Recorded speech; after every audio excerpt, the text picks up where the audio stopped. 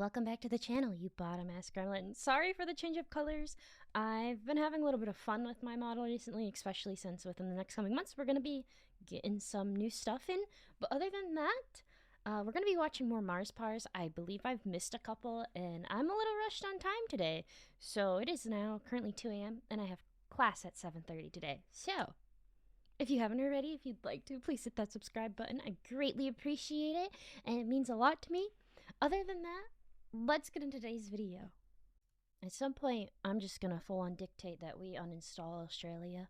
Australia has a lot of spiders. I don't know if it's we me or found you. a new one, because of course we fucking did. And the new one is the most certified Australia moment I've ever seen. For a bit of context, one of the several thousand spider species we are home to is the Sydney funnelweb, the deadliest spider on the planet. Because of course it's down here. Where the fuck else did you think you were going to find it? These scary looking fuckers are highly venomous and can flatline you with a bite in 15 minutes. And if you think wearing thick clothes will save you, be aware the bastards have fangs long enough to punch through shoe leather. Now, why do I bring these little nightmares up? What is the one thing worse than a spider rocking armor-piercing rounds that can send you to heaven with same-day delivery? A bigger spider rocking the same perk setup. That's right. Australian scientists have found a brand new species of this funnelweb that is even bigger. How much bigger?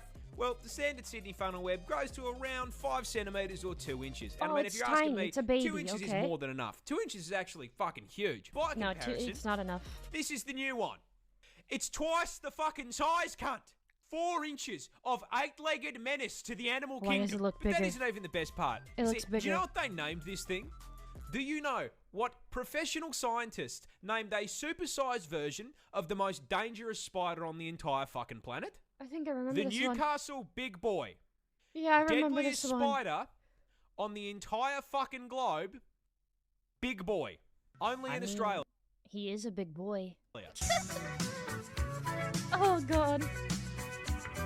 What is Platypus this? are weird, but I'm not sure you quite it's so understand cute, just though. how fucking weird. So everyone think knows they're the basics. weird. They lay eggs, they sweat milk, and they look like God hit randomizers sweat on the Spore milk, Creature huh? Creator and just called it a day. But I you thought see, they were mate, that's adorable. barely even scratching the surface of weird platypus features. First up, as is the qualifier for any Australian animal, did you know they're venomous? No. I'm not fucking with you. You heard me correctly. Male platypus actually have venomous spurs on their hind legs. These spurs are multi-purpose, acting as defense from predators, as well as a tool for throwing hands with other male platypus during mating season. And while their venom is non-lethal, that doesn't mean that getting stung by them doesn't fucking suck. See, platypus venom can cause extreme pain and swelling, and to ensure you remember not to fuck with them again, these effects can last for several months and have no treatment or anti-venom. So if Perry stabs your shit, your only option is to cry about it. Next on the list of offensive capabilities, I shit you not, platypus share the same hunting method as sharks. You see, that big-ass bill isn't just for show, as it contains enough surveillance equipment to make the CIA blush. Possessing the ability to sense changes in pressure in the water,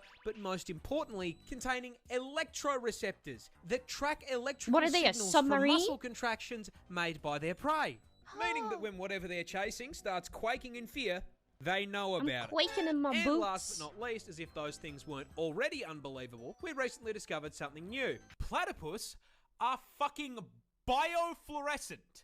They glow. They glow? If you hit these things with a black light, they go bright fucking green. That's and the best part of that is, we have no clue why they do it. I mean, I guess it just means Perry was a biblically accurate platypus man. I'll give up. I guess so, yeah. Who fucking designed this thing? Clearly a madman. Clearly it was a madman. Koalas are really dumb. In fact, Australia's fuzzy icon is probably the dumbest thing on the planet. And that stupidity starts with their diet, because of all the things they could have chosen to eat, they chose to eat nothing but straight up poison. You see, maybe they're immune? Feed exclusively on eucalyptus leaves, which, shocking no one, are highly toxic. Because they are full to the brim with eucalypt oil, which is so fucking poisonous that as little as 3.75 mil is enough to land you in the afterlife, with the Reaper asking you why the fuck you felt the need to eat a leaf. Why? Oh, it's also highly flammable and burns like napalm. Because Australia. Now, despite nature putting up this giant do not eat sign, that did not stop the koala, because he can't fucking read. This suboptimal bulking diet not only gives the koala all in the way of nutrition, but also requires their body to rest, to filter out the toxins so they don't fucking cark it. Meaning they need to spend upwards of 18 hours a day Dude, I want to do that. in order to just digest their fucking food. These dumbasses spend most of their life in a food coma. That is, however, if they even get to the food to begin with, because they are so mind-numbingly brain dead that they will not recognize a eucalyptus leaf as food unless it is on the branch. I could give this dumbass a lifetime supply of food, and if it wasn't on a stick, he would starve to death. It should come as no surprise to you at this point that the koala has such an esky temperature IQ that they literally have a smooth brain. The thoughts slide right off of this dumb c***. I love him. It's me. It's literally me. I fucking love the koala, man. If I could. If you see this thing T-pose, run. No, it's just... Introducing the Anteater, a goofy little creature native to Brazil, and to understand why the absolute stance on this bad boy is a threat to your health, you're going to have to understand a little about his lifestyle first. Now listen, I know this may come as a shock to you, but the Anteater eats ants. And weighing in at 40 kilos and 1.8 meters in length, it needs to consume upwards of 40,000 ants per day. Now, in order to help him hit his bulking goals, the Anteater has a mystery mouse tool stored inside that XL sniffer. A 60 centimeter long tongue. Designed to snake its way down an ant colony's tunnel network, smash into their living room, and abduct the entire cast of Bug's life and convert them into a high-calorie meal. However, what that tongue do only goes so far, as an ant colony can extend up to 4 meters underground, and termites live in high-rises, which means our boy here is going to have to do a little excavation to get to the goods. But last I checked, an anteater can't go down to Bunnings and buy a shovel. So how does he do that? Oh, that's simple. With the combat knives he has for claws. Anteaters are permanently cosplaying Freddy Krueger with a set of 4-inch claws, which, proving the effectiveness of a few inches, can crack through all you need is a couple inches. Now, these work great for digging, but they are also more than capable of flatlining you. When threatened, the Anteater will rear up into a defensive T-pose. This is your sign, if you are smart, to turn around and all the way off. If, however, you were, say, some dumbass trophy hunter who really felt the need to try and stab an animal for no reason other than ego, the Anteater will swipe at you with those claws, which are at the perfect height to nail your inner thigh, slip through your flesh like butter, and sever your femoral artery, causing you to bleed out in 2 minutes while the Anteater watches you go meet your ancestors. Can you imagine having to explain to your ancestors who felled woolly mammoths you got your shit packed up by the most unserious creature on the planet hitting a T-pose? Listen, I'm a girl failure. If I went up to them and they're like, "How'd you die?" "Oh, I wanted to pet an anteater and it fucked me up sideways with a cactus and I was just, you know, it's just too bad. Just too bad." It's just really too bad, honestly. This bird is a serial killer. Jesus Christ, you're the Bay Harbor butcher. Dexter? Introducing Strike, a group of feathery friends found all over the cute, world, though. including Why is the everything... land down under. Now, at first glance, you may be thinking to yourself, how could this sweet little guy be a vicious killer? I mean, he's so tiny. They only grow up to around 30 centimetres and cap their weight out at 90 grams. And on top of being about as threatening as a fucking teddy bear... It's so cute. Look at their claws. A shrike trying to end anything with its talons is like trying to stab a hippopotamus to death with a fucking pool noodle. It sings like it's on American Idol. It's a songbird, a branch geek. It never heard a fly. But I'm fucking onto you, Tweety. Give me a you know that, Dexter. You may have everyone else fooled, but I know exactly what you are, because shrikes actually have another name. They're called fucking butcher birds. Oh, yeah, that's right. What the do they Dexter do? jokes actually had a fucking point. You see, when the Bay Harbour butcher bird wants to hunt, they first start by selecting a target. Tonight's the night. Now, Tonight's unlike the night. Dexter, It's literally their Dexter. code tells them they can eat whatever the fuck they want. Oh. Insects, mice, me, even lizard. And once they pick their Lizard? meal, Oh my they god, wait lizard? for the right moment and swoop on it. Oh. Now, while those But that's claws just might normal. be fucking useless, they do have a signature weapon. That tiny hook on the end of their beak. And once they land on their victim, they slide that hook into its neck, perfectly slotting between their vertebrae and severing their fucking spinal cord. That's But a little much, converting little their guy. prey into a vegetable isn't That's- enough. No. These sick fucks keep trophies. Once they have paralyzed their prey and shattered its spine, they will fly its corpse back to their larder, which is either a thorn bush or a fucking barbed wire fence. Thorn bush or and once they get home, they fucking impale them. They will then leave that corpse there for days, occasionally biting chunks out of it, eating it like leftovers from the fucking fridge. Dexter collected It's not blood slides. leftovers. These fuckers create kebabs. It's not leftovers. This It's not leftovers. What the fuck? It's a messed up birdie. It's a messed up birdie. Oh my god. A lot of people are scared of snakes. But have Yep. you ever wondered I'm what not. I snakes love are danger scared of? noodles. The answer is this fucking bird. That's not a. Introducing the secretary bird, native to the continent of Africa, and a prime example that being a hater Why pays is off. everything so Coming cute in at this 1.3 episode? meters tall and 4.27 kilos in weight.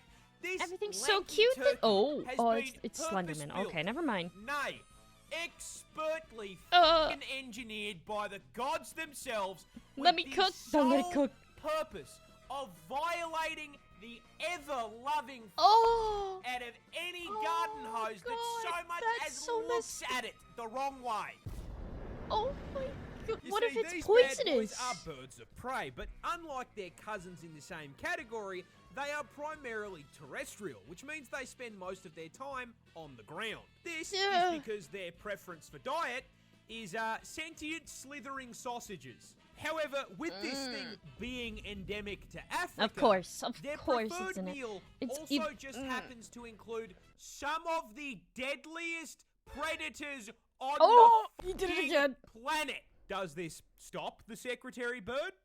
I'm gonna say this. Australia, you need some of these birds, man. You guys got a lot of danger noodles over there, if you know what I'm No, saying. mate.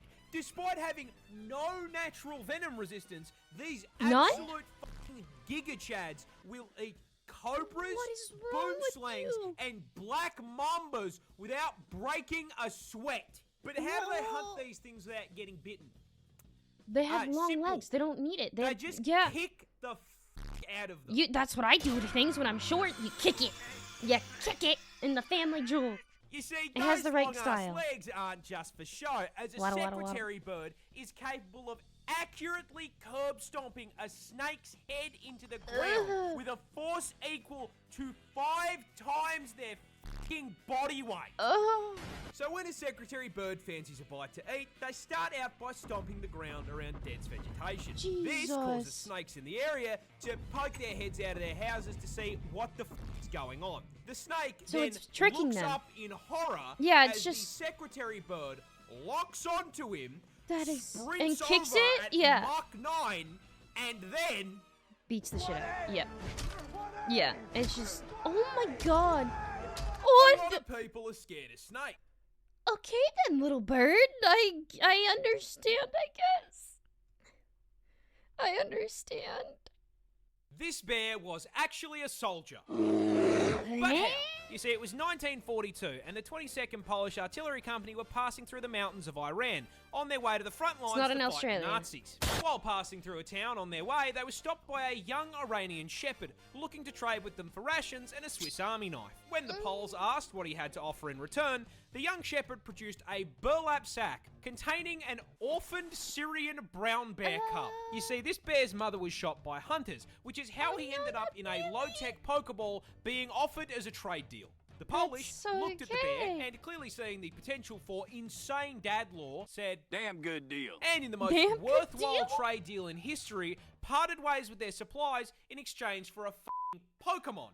Adopting him into their ranks and naming him Voytech. And the 22nd immediately set about raising this little man as a proper bear and soldier. As a baby, they would feed him condensed milk out of an empty vodka bottle, as well as feeding him on the cartoon bear diet consisting of fruit, honey, and marmalade. They also appointed a soldier as his caretaker, who wasted no time in showing Voytech how to fit in with the rest of the army, teaching Yogi's little cousin to wave, salute, and even march. While not undergoing rigorous military training, Voytech would hang out with the soldiers. He drank coffee with them in the morning, trained with them in the day, and when they all got shit-faced in the evening, he would wrestle with them. Wrestle? Do you know how much a brown bear has to love you to wrestle you? He's not killing On top of double rations, they would also feed Voytech treats in the form of beer and cigarettes. They let the bear have smoko. Eventually, Army High Command heard about this and were having absolutely They have a bear? You see, pets were not allowed in the army, which meant Voytech had to go. Or did he? Did he? Because the 22nd Artillery Company officially enlisted him. I'm doing my part. I'm doing my part. Where's the bear? Yep. Voytech was given a serial number and granted the rank of private. So when confronted about the very conspicuous bear in their ranks, they simply went, "That's not a bear, that's Private Voytech." Voytech? And Voytech took his new role very seriously, as during the Battle of Monte Cassino in 1944, Voytech began using his bulk to transport artillery shells and ammo to soldiers engaged in combat. They had a resupply bear. For his bravery, he was promoted to the rank of corporal, and the 22nd changed their insignia to a bear carrying an artillery shell. That is so cute. This absolute unit smoked, drank, and dropped artillery on the Nazis. He was literally a soldier. Based. Honestly. Based. That is so freaking cool. Honestly, I wish there was more of these videos, because I think I've caught up with most of them. I don't know about this one. I'm a little terrified. I don't know if I've... This spider hunts with jump scares. But great. How? Introducing the Trapdoor spider, a family of arachnid containing hundreds of species found in every continent on the globe. Okay, every continent. Meaning, yes, for once, this bad boy could be in your backyard, and you'd never know. I don't even want to hit play now. I don't want this in my backyard. Now, trapdoor spiders are particularly interesting compared to other spiders due to their hunting method. You see, normal spiders tend to spend several hours spinning up some elaborate art piece for a fly to clothesline itself on. And tarantulas just jump But trapdoor spiders, yeah, they hunt with a door. A door?